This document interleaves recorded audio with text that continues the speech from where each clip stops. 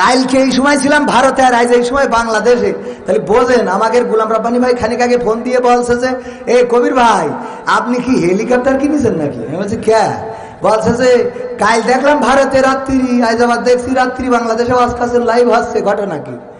Helicopter না হলে এত ছুটাছুটি করেন কেউ? বললাম ভাই গরিব মানুষ সংসার চালায়, তাই বলছেন না, যেখানে গেলি দুটো পয়সা আছে আমি শিখে। পরকালের ময়দানে এক ব্যবসায়ীর আল্লাহ দাঁড় করায় কবে যে তোর তো গুনাহ সওয়াব দুটোই সমান হয়ে গেছে, কনে দেবো তাই কর। তা ও বলবো আল্লাহ যেমনে গেলি 2 পয়সা লাভ হবে আমার সেই মুখো দাও। মানে ব্যবসা করতে করতে এত ব্যবসায়ী প্রফেশনাল, মানে যেমনে গেলি 2 পয়সা লাভ হবে আমার শিখে নে দেওয়া। ও তো জান্নাত খুঁজে লাভ নেই, এরম আছে না নাই? আমার বাংলাদেশে দ্রব্য মূল্যের ঊর্ধ্বগতি, এখন পোল্ট্রি মুরগির গোশ কিনতে যাই এই তো মোটামুটি একেবারে কাপড় নষ্ট হয়ে যাচ্ছে। এক মসজিদের ইমাম একটু খুড়া আর এক মুসাল্লি একটু কানা। আমাদের আব্দুল্লাহ আল আমিন ভাই উদাহরণটা দিছিল, আমি এই উদাহরণটা প্রায় দিয়ে থাকি যাতে বুঝতে সহজ হয়। দুইজন, একজন একটু কানা, কানারা হইলো মুসাল্লি, চোখি কোন দেখে মানসি কানা বলে, আর ইমাম হইলো একটু খুড়া, পা একটু খাটো ঠেঙ্গো, তাই খুড়াই হাঁটে। দুইজনে তর্ক করছে চায়ের দোকানে। ইমাম বলছে আর্জেন্টিনা ভালো খেলে, মুসাল্লি বলছে তুমি কইলি হয়ে গেল আর্জেন্টিনা ভালো খেলে, ও তোমার ব্রাজিল ভালো খেলে। বাজারে না আর্জেন্টিনা ভালো খেলে, বলছে না ব্রাজিল ভালো খেলে। বলছে ওরে বাবা রে মেসি ভালো খেলোয়াড়, বলছে ভাই নেইমার ভালো খেলোয়াড়, শুনে কইলি হবে না। এর মধ্যে আজান হয়ে গেছে, বলছে সব বাদ দাও, চলো এখন নামাজ পড়ি আসি। নামাজে গেছে, ইমাম সাহেব নামাজে দাঁড়ায় পবিত্র কোরআন থেকে তেলাওয়াত সূরা ফাতিহার সাথে সূরা মিলায়ে পড়তেছে, ওয়া কানা মিনাল কাফিরিন। কানা বলছে হুজুর তো জন্মের খারাপ, চার দোকানে তর্ক হইল আর মসজিদে এসে কই ওয়া কানা মিনাল কাফিরিন, আমি কানা কাফের, আর তাই নামাজ দিয়ে ছাড়তে হবে। আচ্ছা যাক হুজুর আজ বলিছে মাফ করে দিলাম, এবার কোনোদিন বললি ছাড়বো না। পরে আবার যেদিন তেলাওয়াত করেছে ওই একই আয়াত, ওয়া কানা মিনাল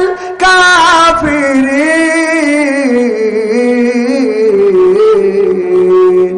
কানা বলছে হুজুর ধৈর্যের সীমা রেখা আমার সারসা পার করে জিগর গাছায় চলে গেছে, আর সম্ভব না। আগের দিন বলেছেন ওয়া কানা মিনাল কাফিরিন, আমি মেনে নিছি যে একদিন বলেছেন হুজুর মানুষ, কিন্তু আজ আবার আপনি বলেছেন আমি আর মানতে পারলাম না। আপনি ইমাম বলি প্রত্যেক দিন নামাজ দিয়ে আমার ছাড়বেন, তা হবে না। আমি আজকে লুকমা দিচ্ছি আল্লাহু আকবার, ওয়া খুড়া মিনাল ফাসিকিন। আমি কানা কাফের, তুই খুড়া ফাসিক। তার মানে কি বোঝা গেছে? জিহাদ মিহাদ কোথায় আছে পাইনি কোনখানে, দরগা পীরের মাজার আমার অনেক বেশি টানে, সেথায় গেলে শর্টকাটে ভাই জান্নাত পাওয়া যায়, পরকালে তরাই নেবে চিন্তা তেমন নাই।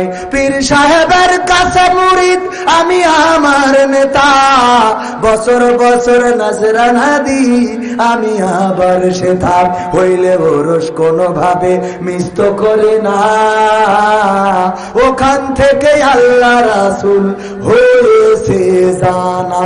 তাই রাজনীতি চলবে না ও ভাই, রাজনীতি চলবে না, তাই রাজনীতি চলবে না ও হুজুর, রাজনীতি চলবে।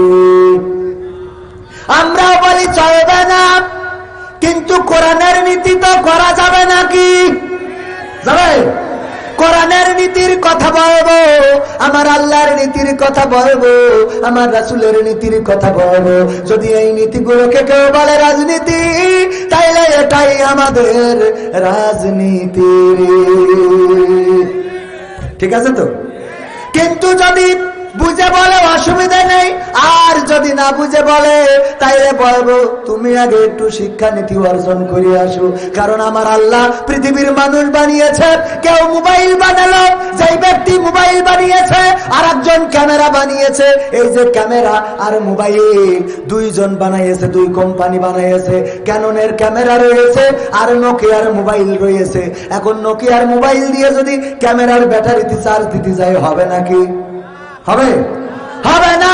আবার যদি ক্যামেরার চার্জার দিয়ে কেউ মনে করে মোবাইলে চার্জ দেব গো, তাইলে হবে নাকি আপনারা বলেন? ঠিক তেমনি ভাবে আল্লাহ মানুষ বানালেন, মানুষ পাঠালেন। যদি অনেকেই মনে করে মানুষের বাপ দাদা 14 গোষ্ঠী বান্দর, আছে না নাই? মনে করার লোক আছে না নাই? ওরা মনে করে ওরা হলো কেউ নাস্তিক, কেউ সংশয়বাদী, কেউ নাস্তিক আর কেউ সংশয়বাদী। সংশয়বাদীদের কথা আমরা কিন্তু বলি না। সংশয়বাদীরা কেমন? ওরা মনে করে মরি গেলি মনে হয় আছে, ধরবে। আবার মনে করে মনে হয় নেই, মনে হয় নেই, হয়তো ধরবে না, হয়তো কিছু হবে না। এরা হইলো বুদ্ধিজীবী। ওরা বুদ্ধি করি করি কত কি তৈরি করে। তার মধ্যে তৈরি করেছে হাট্টিমাটিম টিম, তারা মাঠে পড়ে ডিম, তাদের খাড়া দুটো শিং, তারা হাট্টিমাটিম টিম। এই হইলো আমাদের বুদ্ধিজীবীদের সবচেয়ে বড় আবিষ্কার। আর তার চেয়ে বড় আবিষ্কার, এর থেকে যদি আরো আবিষ্কার দেখতে চান তাহলে আপনারা দেখবেন পয়লা বৈশাখে পেঁচা মেচা উল্লুক ভাল্লুক নিয়ে র্যালি করে। এই হইলো আমাদের বিজ্ঞানীদের তৈরি। এই হইলো বড় বড় বিজ্ঞানীরা। তারপরে কবিতা লেখে আকডুম বাগডুম ঘোড়াডুম সাজে, ঢাক ঢোল সাজর বাজে, বাইশতে বাইশতে চললো ঢুলি, ঢুলি গেল কমলা ফুলি, কমলা ফুলি টিয়েটা সূর্যি মামার বিয়েটা। এসে এর কোনো আগামাতা আছে? সূর্যি মামার কার সাথে বিয়ে দেবে? আর একটা মামি সূর্য লাগবে? কথা কয় না। সূর্যি মামা যদি বিয়ে দিতে হয় তাহলে আর একটা মামি লাগবে না? এ তো মামা, তাহলে মামির দরকার। তা মামি কই? তোমরা বিজ্ঞানওয়ালা হয়ে যাও। একটা কবিতায় খালি বিজ্ঞানের সাথে মিল পাইছি, সেটা হলে হাট্টিমা বাপুরাম সাপুরে, কোথা যাই বাপুরে, আই বাবা দেখি যা, দুটি সাপ রেখি যা। যেই সাপের হাত নেই, চোখ নেই, পা নেই, নখ নেই, কাটে না কো ছোটে না, হাঁটে না কো ছোটে না, কাউকে যে কাটে না, করে না কো ফোস ফাঁস, মারে না কো ঢুস ঢাস, সেই সাপ জানতো গোটা তুই আনতো। এইটার সাথে আমি বিজ্ঞানীর একটা মিল খুঁজে পাইছি যে আমাদের হুজুররা তো কোরআন হাদিস নিয়ে গবেষণা করে, এরাও তো ছোটখাটো বিজ্ঞানী। তো এই জন্যই ওই মাহফিল করবে, তাই এই কবিতাটার আঙ্গিকে বলতেছে যে একটা হুজুর দেখিয়ে দিতে হবে। কেমন হুজুর? যে হুজুরির হাত নেই, চোখ নেই, পা নেই, নাক নেই, কান নেই, দেখে না কো, হাঁটে না কো ছোটে না, কারুর কাটে না, এক গেলেও মারে না, ফোসফাসও করে না। হ্যাঁ, সেই হুজুর আবার জানতো, গোটা দুই ধরে আনতো, তাহলে একটা মাহফিল করবে। বোঝেননি? এরা হুজুর খোঁজা হয় না, হয় না, ইমাম খোঁজা হয়।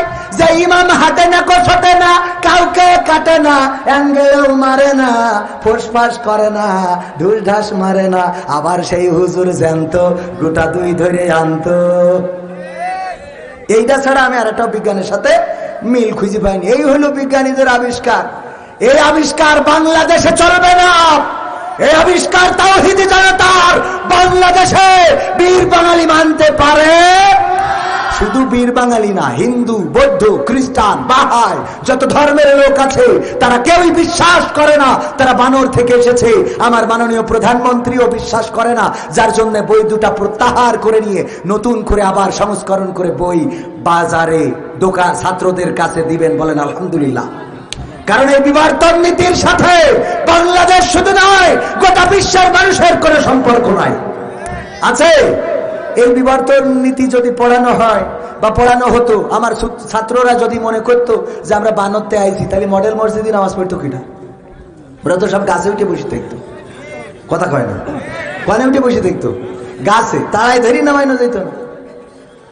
এই জন্যে ভাইয়েরা আমার, আল্লাহ রাব্বুল আলামিন মানুষ সৃষ্টি করেছেন, বড় পরিকল্পনা করেন, আর এই মানুষের চার্জ দেওয়ার জন্য চার্জারও বানিয়ে দিলেন। কি দিয়ে চার্জ দিলে মানুষের চার্জ হবে, মানুষ ভালো থাকবে? মোবাইলটা যেমন ভালো থাকে, মোবাইল দেখবেন যে যদি নোকিয়ার মোবাইল, স্যামসাং এর মোবাইল, অপোর মোবাইল, ভিভোর মোবাইল, যেই মোবাইল সেই চার্জার দিয়ে যদি চার্জ দেন, তাইলে চার্জটা একটু তাড়াতাড়ি ওঠে না? ওঠে না? যদি অন্য মোবাইল দিয়ে, অন্য মোবাইলের চার্জার দিয়ে চার্জ দেন, তাইলে বেকায়দা হয়ে যেতে পারে, মোবাইল বাস্ট হয়ে যায়, পুড়ে যায়, তার পুড়ে যায়, এমন ঘটনাও ঘটেছে। ওগো আমার ভাইয়েরা, তেমনি ভাবে মানুষের জন্য আল্লাহ কোরআনের বিধান দিলেন, আর এই কোরআনের বিধান বাদ রেখে যদি কেউ ক্যামেরা চার্জার দিয়ে মানুষের চার্জ দেয়, হবে নাকি? কথা কয় না? হবে। হুয়াল্লাযী আরসালা রাসূলাহু বিল-হুদা ওয়া দীনিল হক লিইয়ুযহিরাহু আলাদ-দীনি কুল্লিহি ওয়ালাউ কারিহাল মুশরিকুন।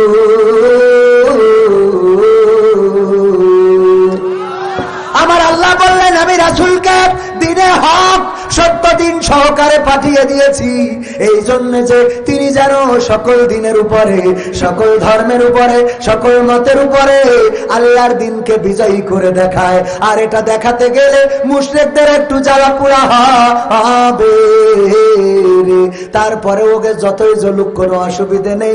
আমি চাই আমার দিনকে রাসূল সকল দিনের উপরে বিজয়ী করে দেখাবে। বলেন সুবহানাল্লাহ। রাসূল বিজয়ী করে দেখাইছে না দেখায় নাই? দেখাইছে না দেখায় নাই? জাহেলিয়াতের সমাজকে পরিবর্তন করলেন। এমন একটা সমাজ ছিল যেই সমাজে মানুষে মানুষে ভ্রাতৃত্ব ছিল না, একজন আর একজনের সম্পদ জোর করে ভক্ষণ করত। নারীদের কোনো সম্মান ছিল না, সম্ভ্রম ছিল না, নারীদের কোনো ইজ্জত ছিল না। ছোট্ট কোনো বিষয় নিয়ে গোলমাল করত, যুদ্ধ বেঁধে যেত। সেই যুদ্ধ চলতে চলতে 40 বছর পর্যন্ত চলে গেছে। মাদি উটকে প্রহার করার কারণে আউস এবং খাজরাজ গোত্র 40 বছর ধরে খালি লড়াই করেছে। এমন একটা সমাজে আমার রাসূল আল্লাহর দিন বিজয় করে দিয়ে এমন একটা সমাজ এনে দিলেন, যারা নারীর সম্ভ্রম হানি করত তারাই নারীদের সম্ভ্রমের পাহারাদার হয়ে গেল। বলেন সুবহানাল্লাহ। যারা অন্যের সম্পদ জোর করে ভক্ষণ করত তারা অন্যের সম্পদের পাহারাদার হয়ে গেল। যারা অন্যকে কষ্ট দিত, মারত, খুন করত, রাজধানী করত, চুরি করত, ছিনতাই করত, তারা সবকিছু ছেড়ে দিয়ে এমন একজন মানুষে রূপান্তরিত হয়ে গেল যাদের কাছে সম্পদের মর্যাদা, যাদের কাছে সম্পদের আমানত ছিল, যাদের কাছে নারীর আমানত ছিল, যারা কোরআন অনুযায়ী চলতো, আল্লাহর রাসূলের দেখানো পথে চলতো। ওগো আমার ভাইয়েরা, আজ 1400 বছর পরে যদি বাংলাদেশ শুধু নয় গোটা বিশ্বের মানুষ কোরআন অনুযায়ী চলতে পারে, তাইলে ওই খোলাফায়ে রাশেদার আবার এই সমাজে ফিরে আসবে না? আসবে না? বিশ্বাস হয়? বিশ্বাস হয়?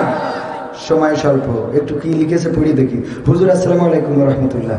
ওয়ালাইকুম আসসালাম। আমরা অনেক দূর থেকে এসেছি, আমরা আপনাকে অনেক ভালোবাসি। আপনাকে নিচের এই গজলটি গাওয়ার জন্য অনুরোধ করা হলো। জেল জুলুম হলেও হবে। আচ্ছা, তার মানে এটা হলো কোরআনের সাথে যারা করবে দ্বন্দ্ব। হুজুর আপনাকে অনেক ভালোবাসি, আছে অসুবিধা নেই। কি হবে বেঁচে থেকে? অযথা বিদ্যা শিখে। তারপরে আপনাকে স্বাধীনতা চাইনি আমি, এই স্বাধীনতা গজলটি। তারপরে এটা তো মেলা বড় মাওলানা কণ্ঠশিল্পী জনাব কবির বিন সামাদ। আশা করি আল্লাহ তাআলার অশেষ রহমতে আপনি ভালো আছেন। আমরা কোরআনের ছাত্র হিসাবে আপনার কাছে 3টি গজল এবং আপনার প্রিয় এই আবেদন রাখলাম। গজল 3টি, কোরআনের সাথে যারা করবে দ্বন্দ্ব, নাকি কোরআনের কথা যারা বলে যায়। আচ্ছা, মুসলমান দ্বন্দ্ব করে চলবেন, চিনি হাজারি। তারপরে আরেকটি জিহাদি গজল, তোমাকে জাগতে হবে সমাজে। তাই এই করতে গেলে তো রাত কাবার হয়ে যাবেন সোনা পাখিরা। এইগুলো করতে গেলে তো রাত শেষ। আমার যুবকেরা এনে দাঁড়াই না খেয়ে অন্ধকারে আমি দেখতে পাচ্ছি না, ভাল লাগবে না শোনা। ওইরকম অন্ধকারে আমি চেয়ারা না দেখতে পারলে আমার ভাল লাগে না। একটু আইসি বসা যায় না সোনা পাখি? এনে বসলে সওয়াব আছে না নাই? ফায়দা আছে না নাই? ইকরা কিতাবাকা কাফা বিনাফসিকাল ইয়াওমা আলাইকা হাসিবা। পড়ো তোমার কিতাব, তুমি পড়ে তোমার হিসাব তুমি করার জন্য যথেষ্ট হয়ে যাবা। ওগো আমার যুবকেরা, ওগো আমার তরুণেরা, ওগো আমার কিশোরেরা যারা দাঁড়িয়ে আছো, এই জায়গায় সবকিছু রেকর্ড হচ্ছে। আল্লাহ রাব্বুল আলামিন কিরামিন কাতিমিন দিয়ে লিখছে না? লিখছে না? লিখছে। এই লেখাগুলো পরকালের ময়দানে প্রকাশ করে দেবে। কবে আমার ভুল হয়ে গেছে, ক্ষমা করে দেন, আর হবে না। ওগো চেয়ারম্যান, আমার মাননীয় প্রধানমন্ত্রী বিধবা ভাতার কার্ড দিল আর আপনি শালির দিয়ে দিলেন কোরআনের আইন অনুযায়ী। এই কারণে হাতের কবজি যদি কেটে দেয় 5 বছর পরে কিন্তু আর প্রতীক পাওয়া যাবে না। যাবে? 5 বছর পরে পাওয়া যাবে না, কারণ আমার প্রধানমন্ত্রী বলবে আমি তোমার 5 বছর দিয়ে দেখেছি তুমি কি দাও। আমি যেখানে রড দিছি বাস ঢুকো লিখেন, কথা কয় না? আচ্ছা না নাই? আচ্ছা, এটা কি রাজনীতির কথা? এটা কিন্তু রাজনীতির কথা না। কারণ যে ব্রিজের মধ্যে রডের জায়গায় বাস দিয়েছে, আমার দেখা গেল যে গাড়ি পার করতেছি, ওই ব্রিজের পরে জ্যাম পড়ে গেছে, আমি গাড়ি নিয়ে দাঁড়াই রয়েছি। এখন পাশের ব্রিজ যদি ভেঙে পড়ে তাহলে আমার অস্কার খাইতে পারবো? তাহলে ওয়াজ যদি না করতে পারি তাহলে মনে করেন মানুষের কি শোনাবো? কোরআন হাদিসের কথা তো বলা হবে না, আবার আমার সংসারটাও চলছে গোলে মালে, তাই এটাও কিটা চালাবে? তাহলে বেকায়দা অবস্থা না? তাহলে আমার পেটের জন্য হলেও তো এ ক্ষতি হবে যে ব্রিজের মধ্যে বাস ঢুকার লিখে। বাস তো বাস এখন আবার অনেক জায়গায় ঢুকাচ্ছে কুঞ্চি। হ্যাঁ, আবার আমাদের বলে হুজুর রাষ্ট্রবিরোধী কথা কবেন না। এই রাষ্ট্রবিরোধী কথা আমরা বলি? কথা কয় না। কোন আলেম রাষ্ট্রবিরোধী কথা বলে? কোন ইমাম রাষ্ট্রবিরোধী কথা বলে না, কোন আলেম বলে না, কোন মুয়াজ্জিন বলে না, কোন মসজিদ মাদ্রাসার মুস্তামিম বলে না। রাষ্ট্রবিরোধী তো তারা যারা আমার মাননীয় প্রধানমন্ত্রী যে প্রজেক্ট গুলো দেয় সেই টাকাগুলো ছলে বলে কৌশলে সুইস ব্যাংকে রেখে আসে, ওরাই হলো প্রকৃত রাষ্ট্রবিরোধী। বলেন ঠিক কিনা? রাষ্ট্রবিরোধী তো তারা যারা বাংলাদেশে নিজের বাড়ি 5 তলা 10 তলায় পছন্দ হয় না, বেগম পাড়ায় বাড়ি বানায়, ওরা হলো রাষ্ট্রবিরোধী। আর আমাদের গায়ে ওই যে উদাহরণ দিতে বলি, বলছে যে গায়ে যেহেতু গু লেগেছে কাদা একটু বেশি করে লাগাও যাতে গুটা ঢাকা যায়। তা তোমরা সুইস ব্যাংকে টাকা রাখবা আর বেগম পাড়ায় বাড়ি বানাবা, আর হুজুরগের খালি কাদা মারো যে রাষ্ট্রবিরোধী রাষ্ট্রবিরোধী রাষ্ট্রবিরোধী। আসলে হুজুর তো রাষ্ট্রবিরোধী না, কাদা দিয়ে তুমি ওইটা ঢেকতে চাও। কথা কয় না? সত্য না মিথ্যা? এইগুলো বন্ধ হয়ে যেত। আমার বাংলাদেশে দ্রব্য মূল্যের ঊর্ধ্বগতি, এখন পোল্ট্রি মুরগির গোশ কিনতে যাই তো মোটামুটি একেবারে কাপড় নষ্ট হয়ে যাচ্ছে। কথা কয় না? সত্য না মিথ্যা? বেকায়দা অবস্থা না? এই বেকায়দা অবস্থা শুধুমাত্র হওয়ার কারণ হলো এইখানে সুষম বন্টন নীতি নেই। যা দেয়া হচ্ছে মাননীয় প্রধানমন্ত্রী দেশের জন্য অর্থ ঢালছেন, সেই অর্থগুলোর ভালো ব্যবহার হচ্ছে না। প্রজেক্ট নিয়ে রাস্তা করতেছে, যেই রাস্তা করতে 4 বছর লাগছে ওই রাস্তা 4 মাস পরে গর্ভবতী। রাস্তার পাশে দেখবেন আছে না নাই, এ পাশে ও পাশে ফুলিটি বলেন আপনি। কারণ চেয়ারম্যান জানে যে প্রজেক্টটা দিচ্ছে যদি সুষম বন্টন হয় তাহলে যা দিচ্ছে সরকার জনগণের জন্য আলহামদুলিল্লাহ অনেকটাই কমপ্লিট, কিন্তু সুষম বন্টন না হয়ে যখন ওই যে ইনিয়ে পিনিয়ে ছিনিয়ে নেওয়া হয় তখন যে বেকায়দা হয়ে যায়। বলেন ঠিক কিনা? এইগুলো বন্ধ হবে। শুধুমাত্র একটা কাজ করতে হবে, সেটা হলো বাংলার জমিনে আল্লাহর কোরআনের আইন কায়েম করতে হবে। কয়েকদিন আগে লালমনিরহাট কোথায় যাইয়ে জড়াই গেছে কেরহাট, লালমনিরহাটে গেলাম। মাননীয়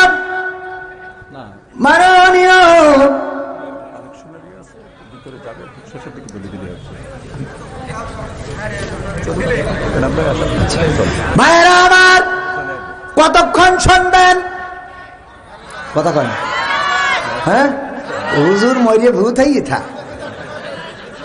কালকে এই সময় ছিলাম ভারতে আর আজ এই সময় বাংলাদেশে। তাহলে বোঝেন, আমাকে গোলাম রাব্বানি ভাই খানিক আগে ফোন দিয়ে বলছে যে এ কবির ভাই আপনি কি হেলিকপ্টার কিনেছেন নাকি? আমি বলছি কে? বলছে যে কাল দেখলাম ভারতে রাত্রি, আজ আবার দেখছি রাত্রি বাংলাদেশে আজকাল লাইভ হচ্ছে, ঘটনা কি? হেলিকপ্টার না হলে এত ছুটাছুটি করেন কেউ? বললাম ভাই গরিব মানুষ সংসার চালায়, তাই বলছেন না, যেখানে গেলি 2 পয়সা আছে আমি শিখে। পরকালের ময়দানে এক ব্যবসায়ীর আল্লাহ দাঁড় করায় কবে যে তোর তো গুনাহ সওয়াব দুটোই সমান হয়ে গেছে, কনে দেবো তাই কর। তা ও বলবো আল্লাহ যেমনে গেলি 2 পয়সা লাভ হবে আমার সেই মুখো দাও। মানে ব্যবসা করতে করতে এত ব্যবসায়ী প্রফেশনাল, মানে যেমনে গেলি 2 পয়সা লাভ হবে আমার শিখে নিতে দেওয়া। ও তো জাহান্নাম খুঁজে লাভ নেই, এরকম আছে না নাই? আবার বুদ্ধিজীবী আছে, কিছু বুদ্ধি করে। এক বুদ্ধিজীবী মরি যাওয়ার সময় ও ছেলিগের বলছে যে খোকা আমি মরি যাওয়ার পরে ওই গোরস্থানতে পুরনো কাপড় চুরি করে দিয়ে আমার দাপন করে দিস। ও যাবা, এটা একটা কথা কইলে তুমি সারা জীবন বুদ্ধি করি টেলিভিশনে টকশো মেরি বেড়াই যাও। আমরা কি টাকা পয়সা একেবারে নেই যে তাই আমরা নতুন কাপড় কিনবো না? বাগা ছাড়াতে কিনে তো মাটিতে দেবো বাজারে না। এনে একটা বুদ্ধির খেলা, আজীবন বুদ্ধি করেছি, কত বুদ্ধি করিতে হে হে করেছি, মানে হে হে করেছে আর কি। তো এসব করা শেষ, এখন শেষকালে আর একটা বুদ্ধি করি মরতে চাই, কারণ যদি ধরে ফেলে তাহলে অন্তত ওখানে যাই পার যেন পাওয়া যায়। তো চাপা এই বুদ্ধি পুরনো কাপড়ে বুদ্ধি কি বলছে আসে রে খুকা, ও তোকে সাথে লাস্টেরটা না করি বলে না আপা ক্ষতি হবে। তো বলছে দেখ এখন শুনছিস না, যখন ওই পুরনো কাপড় পরাইয়ে যদি বাটি দিস, দেওয়ার পরে শুনেছি ওখানে কবরে গেলে মন খান নাকি ফেরেশতা এসে বলে মান রব্বুকা আমার দিনুকা আমার নবীউকা। তা আমার যখন বসাই এই প্রশ্ন করবে আমি কবে এ উত্তর আর কবার দেবো? তো তখন ফেরেশতারা অবাক হয়ে যাবে যে কবার দেবো মানে, জিজ্ঞেস করবে যে কবার দেবেন কে? তা কব আমার কাপড়ের কাপড় দেখে বলতে চাও না আমি আজকের লাশ? কাপড়ের কাপড় ছিঁড়ে যাচ্ছি গেল, আবার এসে বলছে মান রব্বু খামান দিন। চালাক দেখিছেন, খাটবে চালাকি পাখামু। হবে, ওই জায়গায় কোনো চালাকি করে পার পাওয়া যাবে। আল-ইয়াউমা নাখতিমু আলা আফওয়াহিহিম ওয়া তুকাল্লিমুনা আইদিহিম ওয়া তাশহাদু আরজুলুহুম বিমা কানু ইয়াকসিবুন। আমার আল্লাহ বলছেন ওই দিন মানুষের মুখে আটা লাগিয়ে দেবে, মানুষের হাতের জবান খুলে দেবে, পায়ের জবান খুলে দেবে, হাত তার কৃতকর্মের সাক্ষ্য দিয়ে দেবে, পা তার কৃতকর্মের কথা বলে দেবে, সবকিছু প্রকাশ হয়ে যাবে। ওই দিন গোপন করার মতো কোন রাস্তা থাকবে? চলে আসছে না উস্তাদজি?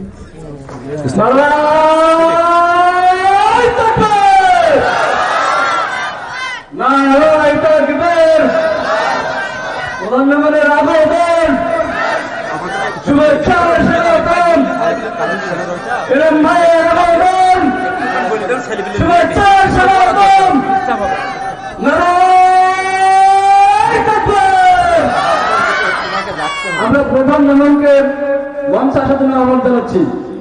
কবির এখন জিরো হয়ে গেছে, খেলা হবে। কি হয়ে গেছে? প্রধান বক্তা আসলে দ্বিতীয় বক্তা কি হয়ে যায়? জিরো হয়ে গেছে। ভাইজান এসেছে, আমরা একটু রিসিভ করে নিয়ে তারপরে আর একটুখানি কাজ আছে, একটু করবো ইনশাআল্লাহ। কিছু গানের রিকোয়েস্ট আছে, থাকবেন না ইনশাআল্লাহ? আমরা শেষ না করে যাব।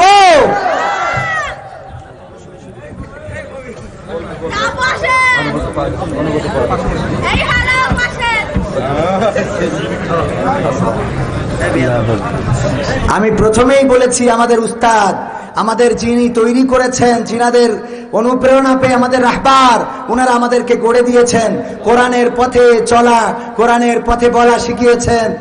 সবাই হাত নেড়ে সম্ভাষণ জানিয়েছেন, সবাই হাত নেড়ে ওনার সম্ভাষণের উত্তর দিন। সম্মানিত ভাইয়েরা, আমি মাঝে মাঝে বলি পুরানো চাউল। কি চাউল? পুরানো। ওরে বাবারে, এটা তো বলিছেন, একটু বলতে দেন। তা এটা পরিবেশ না করলে এটা হয়। যাই হোক, অসুবিধা নেই। এখন কথা হলো পুরোনো চাউলে ভাতে বাড়ে, ঠিক না বে ঠিক? আমরা উনাদের মুখ থেকে যেটা পাই সেই কথাগুলো হীরকখণ্ড। আজকে কবির বিন সামাদ এখানে কোন যোগ্যতা নাই, যোগ্যতার মানদণ্ড আজকে হয়ে গেছে ভাইরাল। কিরাল ভাইরাল। কবির বিন সামাদ ভাইরাল, তাই কবির বিন সামাদকে আনতে হবে। সেদিন কয়রাই গেলাম, যাওয়ার পরে বলছে হুজুর কয়রাই আসতে গেলি আপনার হাদিয়া মাদিয়া এত বেশি দিতে হয়, এই সেই আপনার এই সেই। আমি বলছি ভাই আমার খুব কষ্ট যায়। বলছে আপনার আব্বা ছিল কত ভালো মানুষ, আপনার আব্বার আনতাম, যা পকেটের মধ্যে গুঁজে দিতাম নিয়ে চলে যেত, কোনো কথা কইতো না। তা আপনি তার সন্তান, আপনার তো আপনার আব্বাকে ভালোবেসে নিয়ে আসি। তা আমি বলছি তাহলে আমার ছোট ভাই একটু নিয়ে আসেন। কার নিয়ে আসেন? আমার ছোট ভাই নিয়ে আসেন, ও তো আমার আব্বার ছেলে। ওর তো কোনোদিন খোঁজে না, ওর খোঁজে না। যাই হোক, এইটা আমাদের খোঁজে, ভাইরাল মানদণ্ড। কিন্তু উনারা হলো পা থেকে মাথা পর্যন্ত যেটা দেখছেন এটা গোল্ডেন, এটা হীরকখণ্ড, ডায়মন্ড। কথা যেটা বের হয় সেটা হীরকখণ্ড বের হয়ে যায়। প্রতিটা কথা জনগণের জন্য, আমাদের জন্য, ছাত্রদের জন্য, গোটা বাংলাদেশের মানুষের জন্য, বাংলা ভাষাভাষী শুধু নয়, যারা ইংরেজি জানে, অন্য দেশের, অন্য ধর্মের, অন্য বর্ণের যারা আছে সবাই, তাদের জন্য এই কথাগুলো হীরকখণ্ড। এই কথাগুলো শোনার দরকার আছে না নাই? আমরা না শুনে কি চলে যাব? না শুনে কেউ চলে যাব না। আমার কাছে অনুরোধ রয়েছে অনেকগুলো, আমি সবগুলো অনুরোধ রাখতে পারবো না, কারণ মুহতারামকে বসিয়ে রেখে এত বেয়াদবি করা যাবে না। আমি একটা গান শোনাচ্ছি, তোমাকে জাগতে হবে, এটাও অনুরোধের একটা অংশ। এর মাঝখান দিয়ে আপনাদের কাছে যাবে যুবকেরা একটু প্যাকেট নিয়ে। এই মাহফিলে খরচ আছে, লাইটিং, মাইকিং, প্রচার, প্যান্ডেল, খালি পোস্টারটা করিনি।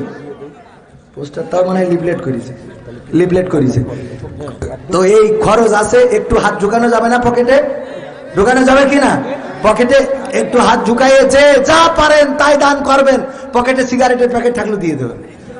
গোলাম রব্বানী ভাই চাইলো, তার দিছিল, দিয়ে লিখেছে হুজুর 1 প্যাকেট সিগারেট, এটাই ছিল শেষ সম্বল, দিয়ে দিছি। আপনার কাছে দাবি হইলো কমিটির জন্য পুরোটা দেবেন না, অর্ধেক আপনি বাই নিয়ে খাবেন। তো এরকম থাকিও আপনারা দেন, অসুবিধা নেই। আর জীবনে এই করা লাগবে না। কই প্যাকেট যাচ্ছে না খান? হ্যাঁ, এই যে সবাই দেন, আমু কটা দিই, কটা টাকা দাও, আমি না দিলি হয়। হ্যাঁ, আমি খোটা দিয়ে দিই। এই মাহফিলি অনেক খরচ আছে, আমরা না দিয়ে খালি শুধু চাওয়া ঠিক না। কেউ তো ঢোকে না। দাও। হ্যাঁ ওই যে এই যে আমি দেখেন এই টাকা কিন্তু কোনোদিন বিএনপিরা বানাতে পারিনি। কত সুন্দর টাকা আমি দিলাম, কবুল করুন বলেন আমিন। এরা এটা আমিনও কয় না, ভালো করে কয় না আমিন। কত কষ্ট লাগে, জবান দিয়েছেন কে? হ্যাঁ এবার ওই যে দাঁড়ানো সোনা পাখিরা এত করে ডাকছি, আমার সোনার ময়না পাখি মাহফিলে এসে বসো গো, নয়ন ভৈরা দেখি রে আমার কলজের ময়না পাখি। সুন্দর না? এই এরপরে যদি এসে না বসো তা তোমাকে তো বউ থাকবে না। না থাকবে। আমি অসুস্থ মানুষ দেওয়ার দরকার দেবেন, তাও দেবেন। দেখেন অসুস্থ মানুষ তাই দেখছে, আর যারা সুস্থ যদি না দেন তাহলে বোঝে নেবেন। আল্লাহ আমাদের সাবেক চেয়ারম্যান প্রধান অতিথি 1000 টাকা নিয়েছেন না? আর বাস এইটাই নিয়েছেন আমার 1 গ্রামে 9টা 9টা তাহলে 1000 টাকা 1000 আর এই নিয়ে দিতে আছে না, তাহলে এমনি আনেননি তো আর নিয়ে আসেননি, পকেটে নেই পকেটে আসে তো ওই জন্য। না থাকলে যদি 1000 দিতেন, 1000 দেওয়া যায় কষ্ট করে দেন। প্রধান অতিথি মানুষ আর 1000 টাকা দেন, আল্লাহ আছে যারা। আমি আজ দেন দেন নাই দিতে হবে না, নেবো ভাই অনুমতিতে তালি নিলাম আলহামদুলিল্লাহ। না রে থাকবে, হৃদয়টা বড় আছে না নাই? দিল 1000 আর 1000 নিলাম, ও আল্লাহ কোরআনের মাহফিলের জন্য দিল, তুমি দানকে কবুল করে নাও। আমার সাবেক চেয়ারম্যানকে নেক হায়াত দিয়ে দাও আল্লাহ, অসুস্থতা থেকে মুক্তি দিয়ে দাও আল্লাহ, পরিবার পরিজনকে কবুল করে নাও বলেন আমিন। আল্লাহ সম্পদে বরকত দাও, যেন এইভাবে আরো দিতে পারে সেই তৌফিক দিয়ে দাও বলেন আমিন। তাহলে একটা গান গাই শুধুমাত্র, তোমাকে জাগতে হবে, তোমাকে থাকতে হবে, এ সমাজ ভাঙতে হবে, নতুন সমাজ আনতে হবে। তোমাকে জাগতে হবে, কত দুঃখী রাত্রি কাটায় অনাহারে পথের পরে, এখনো আসেনি সুখ বাংলার প্রতি ঘরে ঘরে। এই আরেকটা কোথায় গেছে তো, মা বোনেরা রয়েছে না তো ওখানে প্যাকেট দেননি গেছে তো? হ্যাঁ মা বোনেরা আপনারা দেন, ইচ্ছা জলসার বিল কম পড়ে গেলে আমি দেবো না। আমাদের এই ওয়ার্ডের বর্তমান মেম্বার, উনি মসজিদে একটা ফ্যান কিনে দেবেন, মসজিদে একটা ফ্যান কিনে দেবেন। আর একজন আমাদের সাবেক হলো ইমাম সাহেব, মারা গেছেন, ওনার মরে গেছে, ছেলে মেয়ে 500 টাকা দান করেছে, উনি হলো দোয়া করবেন। সাবেক ইমাম 500 টাকা করবো আপনার পকেটে পিঠতে হবে, নিরাপদ টাকা পালেই ঢুকাই দেয়। আমার ভাইরা, মসজিদের সাবেক ইমাম ইন্তেকাল করেছে, সন্তানেরা 500 টাকা দিল, আল্লাহ ওই পিতার কবরকে জান্নাতের বাগান বানাইয়া দাও বলেন আমিন। আর আমাদের মেম্বার উনি একটা ফ্যান দিয়েছে যাতে বাতাস খেয়ে আগামীবার আবার ভোট দেয়, তাহলে দোয়া করলাম আল্লাহ যেন আগামীবার আবার কুকুর কুনি আসলে পাশ করে বলেন আমিন। ঠিক আছে, এই মা বোনদের মধ্যে যান। তোমাকে জাগতে হবে, তোমাকে থাকতে হবে, এ সমাজ ভাঙতে হবে, নতুন সমাজ আনতে হবে। তোমাকে জাগতে হবে, কত দুঃখী রাত্রি কাটায় অনাহারে পথের পরে, এখনো আসেনি সুখ বাংলার প্রতি ঘরে ঘরে। কত দুঃখী রাত্রি কাটায় অনাহারে পথের পরে, এখনো আসেনি সুখ বাংলার প্রতি ঘরে ঘরে। নীরবে নিভৃতে আজ কাঁদছে কত মানবতা। সাবেক মেম্বার টিপু সুলতান, ওনার দাদা দাদির নামে সাবেক মেম্বার টিপু সুলতান উনার দাদা দাদির নামে 500 টাকা দিল। আল্লাহ দানকে কবুল করে নাও, দাদা দাদির কবরকে আল্লাহ জান্নাতের বাগান বানায়া দাও, পরকালের ময়দানে জান্নাতের সিঁড়িতে যেন দেখা হয় সেই তৌফিক দান করে দাও বলেন আমিন। সম্মানিত ভাইরা, তাহলে ওই গানটা থাক, যেহেতু সময় চলে যাচ্ছে তো একটা নতুন গান শোনাই। এটা বর্তমান সময়ের সাথে গানটার রিলেটিভ আছে, সম্পর্ক আছে, গানটার সংযোগ আছে, শোনাবো। এক কালিমায় ভিক্ষা দিল,